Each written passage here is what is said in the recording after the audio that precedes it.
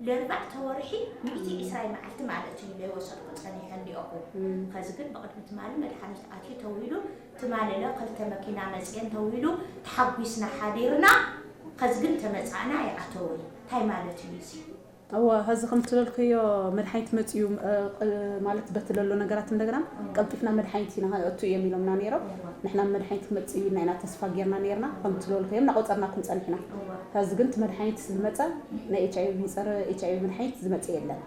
This is a daily argument in the antiretroviral unit in Aider Comprehensive Specialized Hospital, the biggest hospital in the region. This comes after the hospital announced that it couldn't be able to give any treatment to HIV, including the CD4 measures for patients some 5 months ago. Doctors in the unit have been working without salary for more than a year now. Sister Eden Kasahon, coordinator of a team in the unit, says she is now desperate as her commitment is meant to be nothing due to lack of ART drugs.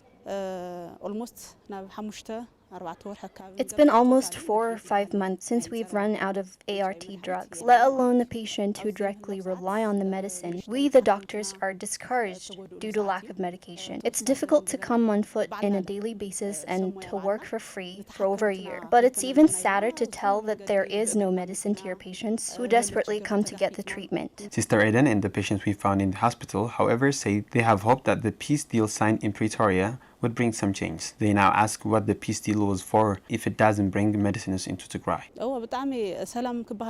We were very happy to hear the news of the peace deal sign. I hope that the vital medicines would be given priority so as to save lives. I was telling my patients that the 5 months of denial will come to an end and the hospital will get ART drug, but that didn't happen. Our patients are knocking our doors after 2 ICRC trucks have reached Mala in hope that they've brought the medications needed, but that's not the truth. They didn't bring the vital medicines. It's just supply.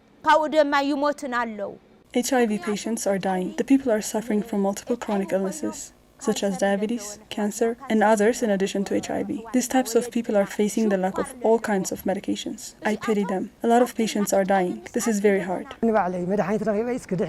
The peace agreement created a hope that I might survive. I would survive so that I could help my children. But the lack of medication until this very day, 13 days into the peace agreement, raises some doubts on the sincerity of the deal. I call upon the federal government to facilitate unhindered humanitarian access if it really wants to implement the accord. Medics and patients in the hospital also say humanitarian issues shouldn't have been preconditions in the peace agreement first. But once the deal is signed, the international community should seriously monitor the implementation of the peace agreement for the suffering of the people of Tigray to come to an end.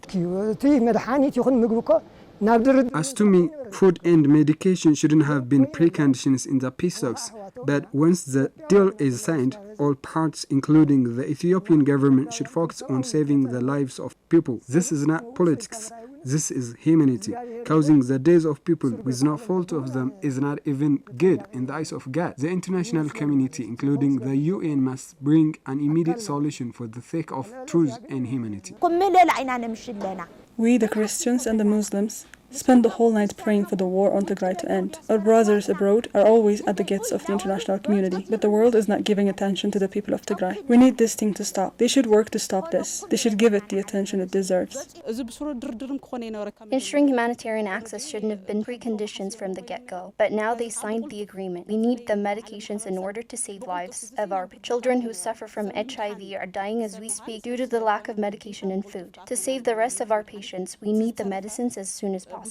Last week, Tigray Bureau of Health sent an open letter to the United States President's emergency plan for AIDS relief, stating that Tigray has run out of ART drugs, putting the life of 46,000 HIV patients in the region at risk. In his conversation with Tigray Television on Friday, spokesperson to ICRC Ethiopia said more convoys will be sent to Tigray in the coming days, with no indication of the kind of medical supplies.